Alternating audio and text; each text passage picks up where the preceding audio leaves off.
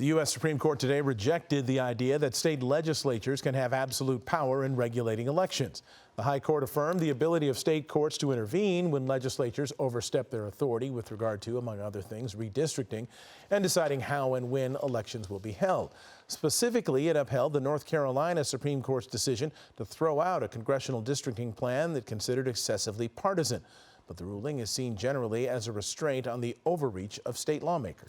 The Supreme Court still has several more cases to decide this session, with decisions expected Thursday and possibly Friday. Yeah, joining us to talk about the Supreme Court is Pepperdine Constitutional Law Professor Barry McDonald. Professor McDonald, thanks a lot for joining us. You also served as clerk to the late Chief Justice William Rehnquist. Thank you for being here. And first, how does today's ruling affect election law going forward? Well, first, thank you for having me. Well, this case mainly involved the practice of partisan gerrymandering, as it's called, where if you're a state government and you're dominated by one political party, after every census and you redraw the voting districts, what happens is that, if you're the Republicans in charge, you redraw the voting districts to essentially weaken the voting strength of the Republican or the Democratic voters in the state. On the other hand, if the Democrats are in charge, like they are in California, then you might redraw the voting districts to weaken the vote of the Republican voters in the state, ending up with more representatives in the House of Representatives than you're really entitled to by the numbers of the voters in the different states. And that's why it's called sort of partisan gerrymandering. Well, we don't have that problem here in California because we don't allow the legislature to redraw the voting districts after each census. We give that to an independent redistricting commission composed of citizens drawn from the state. But in many states, they don't have that sort of apparatus. And so what this ruling says is this case came out of North Carolina. So the North Carolina legislature, which was dominated by Republicans, had redrawn the voting districts to favor them.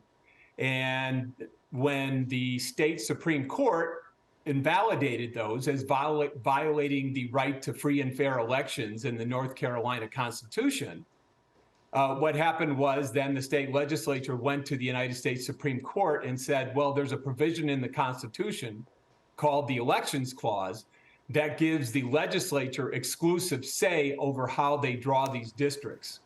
And I think the Supreme Court rightfully rejected that argument, saying that, no, you are still bound by, the state Constitution and the state Supreme Court's application of the North Carolina Constitution.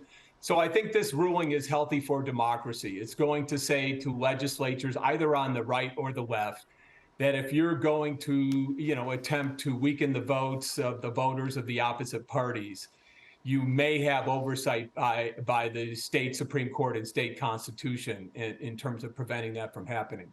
There are also two cases on President Biden's student loan forgiveness plan. If that's overturned, is the plan dead? It certainly would be dead because the court would be ruling that the Biden administration lacked congressional authorization to adopt that plan. But if you're a supporter of student loan forgiveness, and I know it's a contentious issue, but if you're a supporter of student loan forgiveness, there is hope. Number one, there are significant procedural issues at stake in the case where the court could say, look, the people that have sued in this state have sued in this case are not eligible plaintiffs because they didn't sustain sufficient injuries to sue. If that were to happen, the court might rule that the plaintiffs lack standing and dismiss the case. And that would mean the Biden administration could presumably go forward with the forgiveness program, at least until you had another lawsuit with eligible plaintiffs coming into court where the court issued an injunction stopping that program again.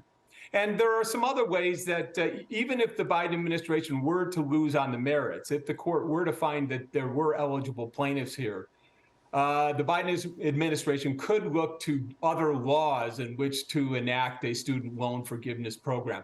The one they used in this case was an emergency law. Since a national emergency was declared under COVID, this law suggested that certain measures could be taken in relief of the emergency.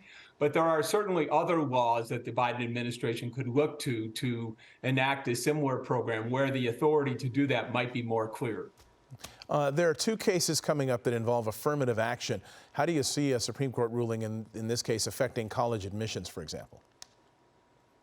Well, it's widely expected, and I use that word with quotes, expected, because you never know with the crystal ball, but it's widely expected that the new conservative court is going to say that the use of affirmative action, the consideration of race as a factor in college admissions, violates the Equal Protection Clause. And so they're going to require public universities, as well as private universities that take federal money, such as student loan programs, to only utilize what's called race-neutral criteria in considering applicants to the school.